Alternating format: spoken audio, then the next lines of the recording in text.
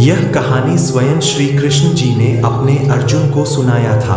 एक गांव में एक गरीब गोपालक रहता था जिसका नाम गोपाल था। उसके पास केवल एक गाय थी जिससे वह अपने परिवार को पालता था। वह बहुत मेहनती था, लेकिन उसका जीवन बहुत ही कठिन था।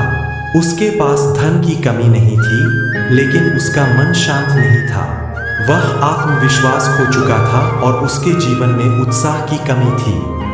एक दिन गोपाल ने सुना कि उनके गांव में एक विचित्र साधु आया है जिसका कहना था कि वह उसके दुख को दूर कर सकता है।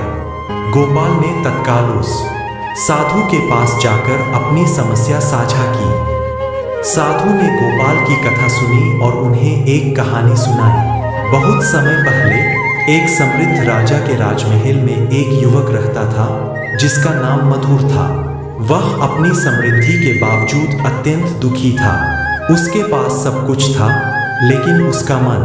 गीता में श्री कृष्ण ने कहा है कि मनुष्य को फल की इच्छा छोड़कर कर्म पर ध्यान देना चाहिए। मनुष्य जैसा कर्म करता है उसे फल भी उसी के अनुरूप मिलता है। इसलिए व्यक्ति को अच्छे कर्म करते रहना चाहिए। श्री कृष्ण के अनुसार व्यक्ति को खुद से बेहतर कोई नहीं जान सकता, इसलिए स्वयं का आकलन करना बेहद जरूरी है। धर्म केवल कर्म से होता है। कर्म के बिना धर्म की कोई परिभाषा ही नहीं है। अहंकार करने पर इंसान की प्रतिष्ठा, वंश, वैभव तीनों ही समाप्त हो जाते हैं। मैं सभी प्राणियों के हृदय में स्थित आत्मा हूँ। वह सब कुछ करो जो तुम्हें करना है, लेकिन लालच से नहीं, अहंकार से नहीं, वासना से नहीं, ईर्ष्या से नहीं, बल्कि प्रेम, करुणा, नम्रता और भक्ति के साथ। मैं सभी प्राणियों के हृदय में स्थित आत्मा हूँ। मैं सभी प्राणियों का आदि, मध्य और अंत भी हूँ। कृष्ण कहते हैं, परिस्थितियों से भागो मत, उसके सामने डटकर खड़े हो जाओ, क्योंकि कर्म करना ही मानव जीवन का पहला कर्तव्य है।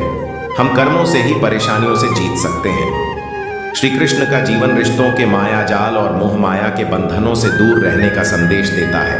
कंस हो या कौरव पांडव, दोनों से ही श्री कृष्ण के निकट के संबंध थे, लेकिन उन्होंने धर्म की रक्षा के लिए रिश्तों के बजाय कर्तव्य को महत्व दिया। जीवन में आधे तो इस वजह से आते हैं क्योंकि हमने उनसे आशाएं रखी जिनसे हमें नहीं रखनी चाहिए थी। मैं ही इस सृष्टि की रचना करता हूँ, मैं ही इसका पालन पोषण करता हूँ और मैं ही इस सृष्टि का विनाश करता हूँ।